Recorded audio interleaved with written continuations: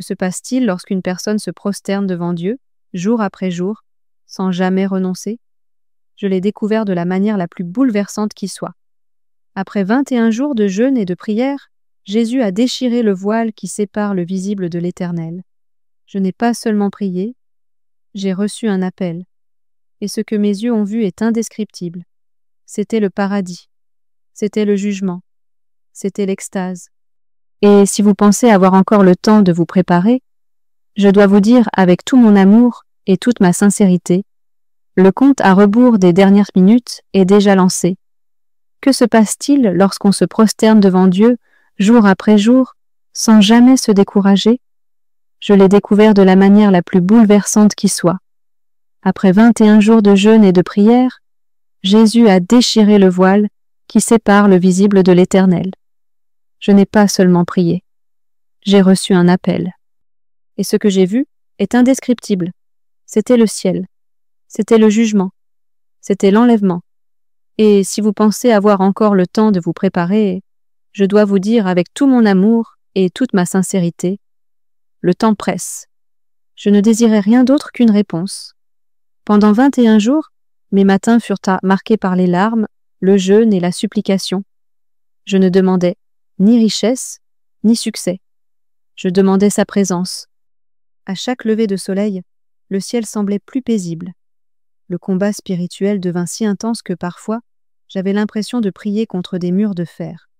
Mais une voix intérieure me disait « Continue, c'est le 21e jour que tout a basculé. » Lorsque j'ouvris ma Bible, mon regard se posa sur le livre de l'Apocalypse. Les mots semblaient jaillir de la page, brûlante en moi comme un feu. Jean, exilé sur l'île de Patmos, avait lui aussi été enlevé au ciel. Et à cet instant, je compris. Dieu me préparait à quelque chose qui dépassait de loin tout ce que je pouvais imaginer. Je me mis à méditer sur ce texte, sentant mon esprit s'affranchir de la logique du monde matériel. Et alors, tout bascula. J'ai senti mon corps grandir d'une façon étrange, comme s'il se gonflait de l'intérieur.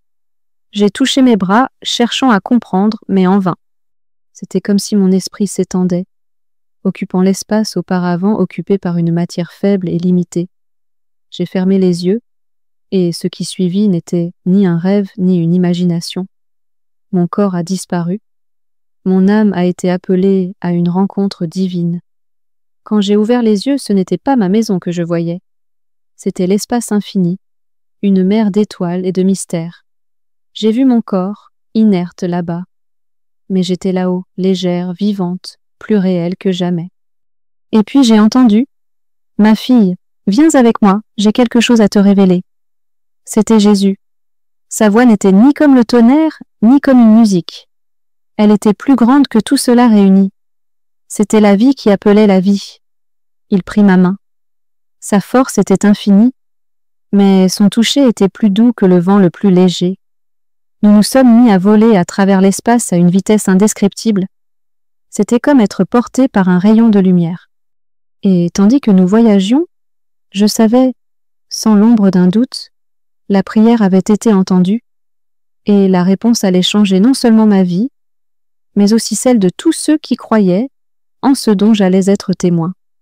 Tandis que nous traversions l'espace, j'avais l'impression que chaque étoile était comme un œil de Dieu veillant sur la création. Il ne faisait ni froid ni chaud. C'était une sensation que seuls ceux qui l'ont vécue peuvent comprendre.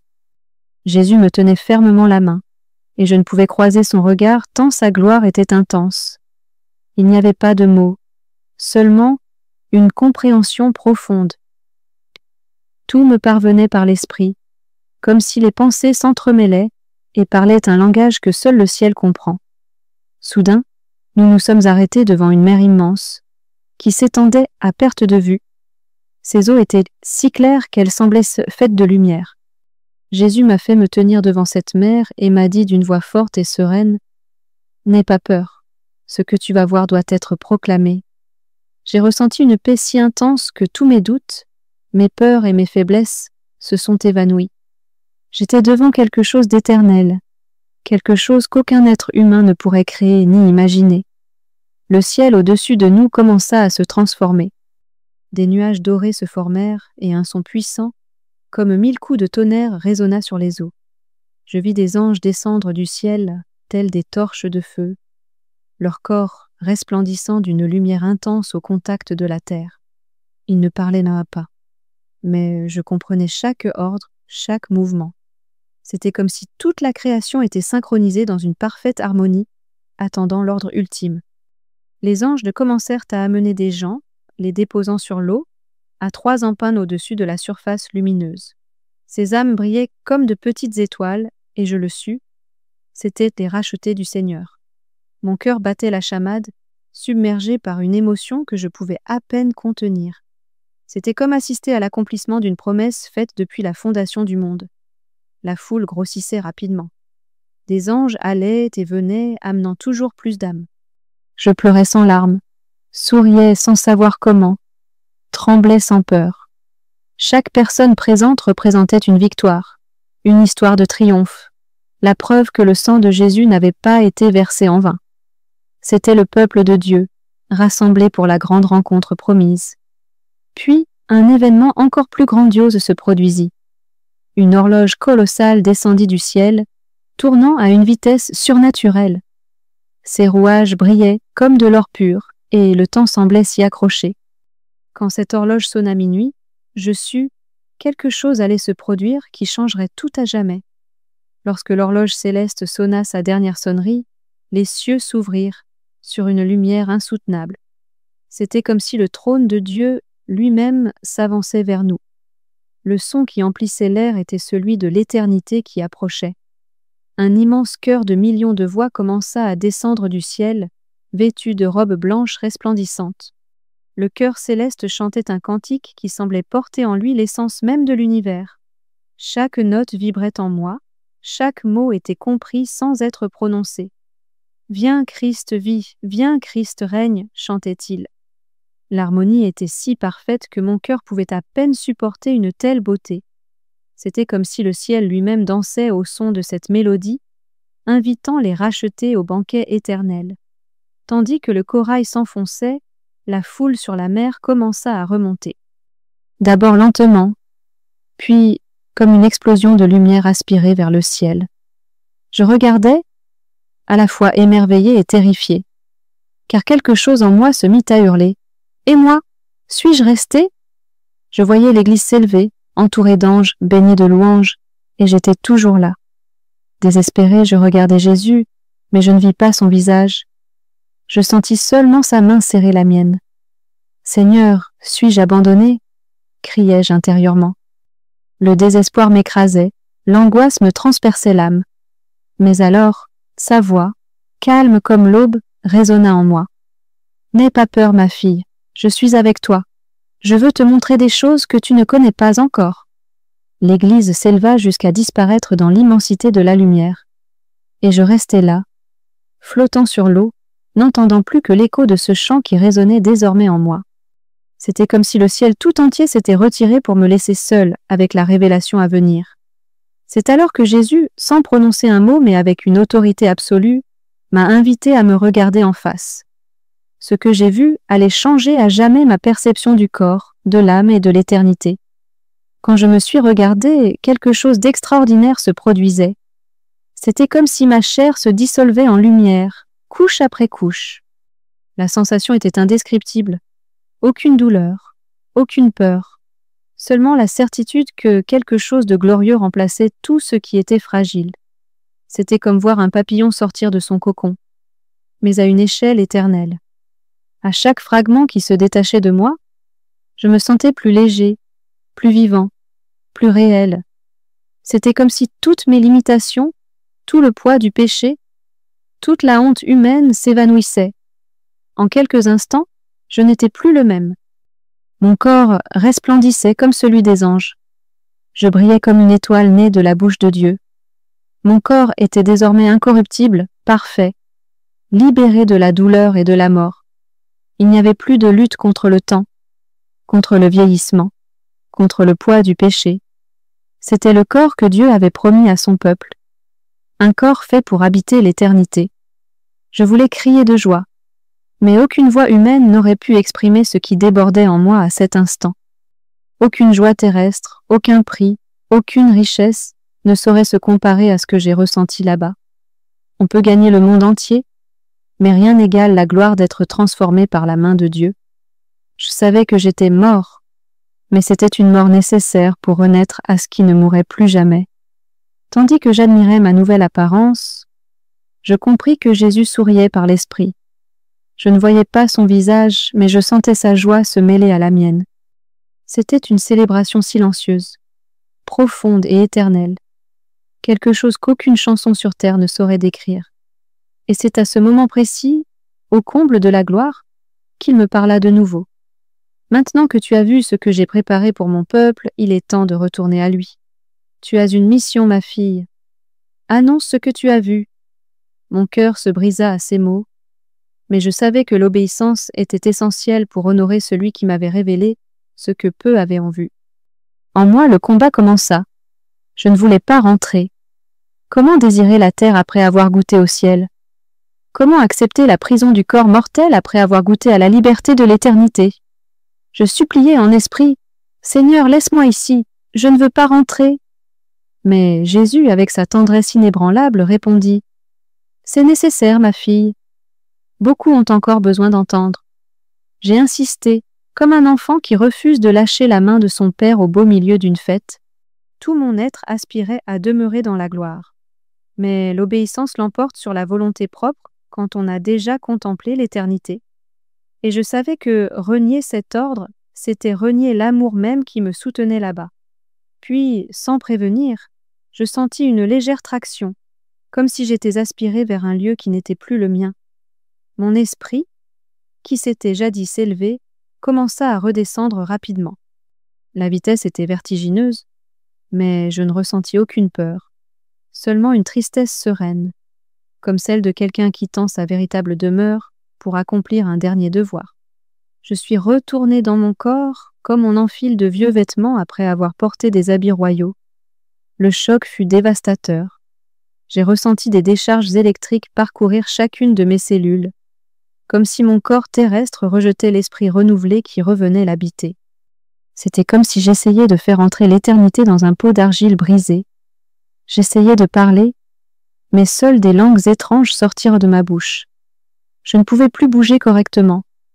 Je tremblais comme une feuille au vent, incapable de contenir l'énergie céleste qui pulsait encore en moi. Le poids de la terre me paraissait insupportable après avoir goûté à la légèreté de la gloire. Et là, dans le silence de ma chambre, j'ai compris une vérité qui allait bouleverser ma vie. Ceux qui goûtent à la gloire de Dieu ne peuvent plus jamais vivre comme avant. Il était temps d'obéir. Il était temps de proclamer. Retourner dans mon corps terrestre fut comme être jeté de nouveau dans une prison de chair. Pendant 1 mois entier, je ne pus manger correctement. J'avais l'impression de flotter encore, comme si une partie de moi était restée prisonnière de l'atmosphère céleste. Mon corps rejetait les plaisirs terrestres. J'errais dans les rues comme un étranger, comme quelqu'un qui avait connu une terre meilleure et qui ne pouvait plus se résoudre à l'exil de la vie ordinaire. C'était comme si chaque cellule aspirait encore à la gloire qu'elle avait touchée, mais était de nouveau emprisonnée dans l'argile. Les gens autour de moi ne comprenaient pas. Je souriais, mais intérieurement, je pleurais. La première fois que j'ai tenté de raconter ce qui s'était passé, les mots se sont coincés dans ma gorge. Je n'ai pu que pleurer. Des langues étrangères emplissaient ma bouche, et mon âme semblait supplier de revenir. Quand j'ai enfin réussi à raconter mon histoire, les effets étaient invisibles, les gens étaient bouleversés, tombaient à genoux, reconnaissant la présence de Dieu dans ce témoignage. Il était impossible d'écouter et de rester indifférent. Le Saint-Esprit emplissait l'espace où le témoignage était partagé, comme s'il était là lui-même, confirmant chaque mot. Ce n'était pas de l'émotion, c'était la gloire, c'était la puissance. Dans les églises, j'ai été témoin de miracles. Des personnes dont la foi s'était refroidie depuis des années ont retrouvé la foi. D'autres, qui ne s'étaient jamais convertis, ont donné leur vie à Jésus. Curieusement, je n'ai cherché en rien à impressionner. Je me suis contentée de raconter ce que j'avais vu, et cela a suffi à faire tomber les barrières. J'ai compris que le pouvoir ne résidait pas dans mon éloquence, mais dans l'authenticité de l'expérience. Quand quelqu'un parle de ce qu'il a véritablement vu au ciel, Ces paroles sont chargées d'une autorité à laquelle même l'enfer ne peut résister. Mais les fruits s'accompagnaient d'épreuves. Le royaume des ténèbres était troublé par chaque âme touchée. Des maladies soudaines, des attaques spirituelles et des difficultés surgissaient là où régnait autrefois la paix. C'était comme un nuage sombre qui tentait d'entraver ma progression. Chaque voyage, chaque service, chaque témoignage exigeait de moi une préparation intense de prière et de jeûne. Il m'était désormais impossible d'avancer sans être guidé. J'étais une cible, et le combat spirituel faisait maintenant partie de mon quotidien. Mais en même temps, la protection de Dieu devenait plus visible encore, tel un bouclier impénétrable autour de moi. Certains commencèrent à douter. A-t-elle vraiment vécu cela? N'est-ce pas une exagération? Peut-être est-ce simplement l'émotion. Entendre ces choses me blessait. Mais je savais que si même Jésus avait été mis en doute par son propre peuple, comment pouvais-je espérer une acceptation totale? Ma mission n'était pas de convaincre les sceptiques, mais d'obéir au roi qui m'avait révélé l'avenir. Et je savais que la vérité portait en elle sa propre marque de confirmation, la transformation des vies. C'est ce qui me motivait. C'est ce qui me donnait la force de tenir bon. Tandis que beaucoup se laissaient distraire par les illusions du monde, je savais que l'horloge céleste ne s'arrêtait jamais. Chaque seconde perdue nous rapprochait de l'éternité. Et la question qui me hantait était: qui sera prêt à entendre le chant des rachetés lorsque les cieux s'ouvriront? Telle était désormais la mission de ma vie, et rien ne pourrait m'arrêter. À chaque nouveau témoignage que je partageais, il semblait qu'une nouvelle bataille spirituelle se déroulait dans les cieux. Les guerres invisibles devenaient presque palpables, aussi réelles que l'air que je respirais. Les attaques venaient d'où je m'y attendais le moins. Ma santé, mes relations, et même au sein de l'Église. Il y a eu des moments où j'ai pensé abandonner, me taire et retourner à une vie plus paisible. Mais alors, je me suis souvenu de ce que j'avais vu, et je savais que je ne pouvais pas trahir celui qui m'avait confié cette mission. Parfois, je pleurais en secret, à genoux, me sentant faible, trop petite pour porter un fardeau si lourd. « Seigneur, pourquoi moi ?» Cette question me brûlait la poitrine. Mais la réponse était toujours la même. « Parce que tu ne peux nier ce que tu as vu. » Cette réponse me brisait. Il n'y avait pas d'excuse, pas de plan B. Soit j'obéissais, soit j'enterrais vivante la vérité qui m'avait été confiée. Et je savais que je ne pouvais pas vivre ainsi. Je préférais mourir en obéissant que survivre dans le silence. Les opportunités continuaient de s'ouvrir, mais les épreuves aussi. J'ai vu des personnes touchées par l'esprit, en larmes, se tourner vers Jésus. Mais j'ai aussi vu des personnes froides, moqueuses, cherchant à dénigrer ce qui était sacré. C'était douloureux, mais conforme à la Bible. Jésus lui-même a dit que nous serions persécutés. Et la persécution, aussi amère fût-elle, était aussi le signe que j'étais sur le bon chemin. L'approbation des hommes n'a jamais été mon but. Mon but était de rester fidèle aux yeux de Dieu. Et Dieu ne m'a jamais laissé seul. Dans chaque épreuve, il m'a soutenu d'une paix inexplicable, d'un renouveau qui survenait aux moments les plus inattendus.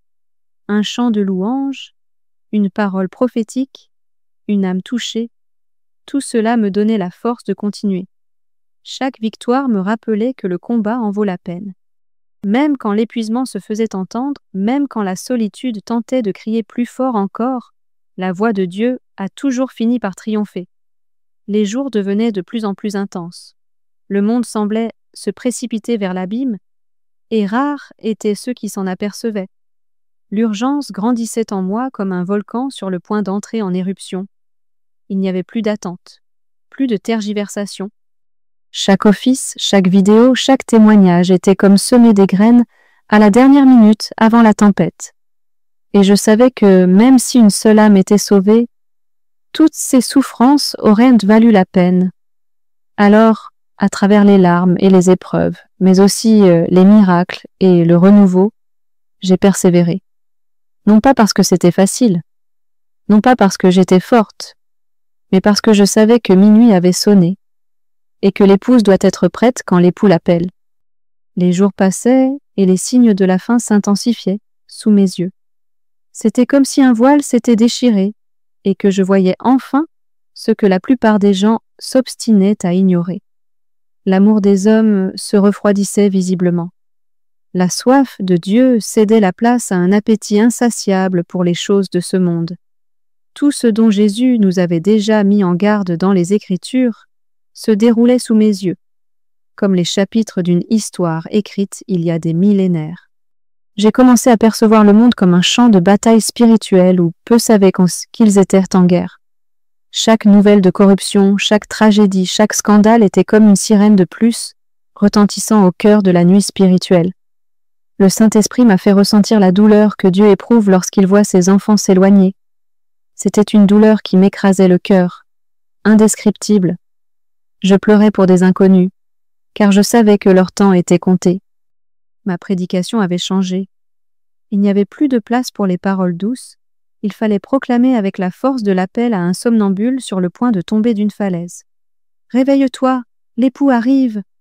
était le cri qui brûlait en moi. Certains l'entendaient et en étaient bouleversés.